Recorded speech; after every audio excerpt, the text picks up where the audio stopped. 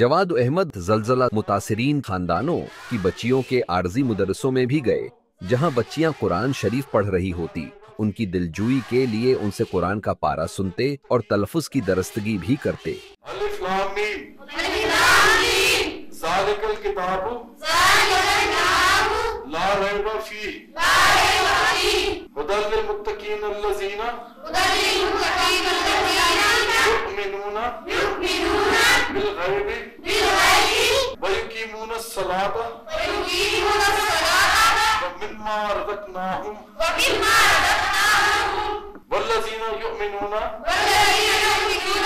بما انزل الیک وما انزل من قبلک وبالآخرۃ هم یوقنون۔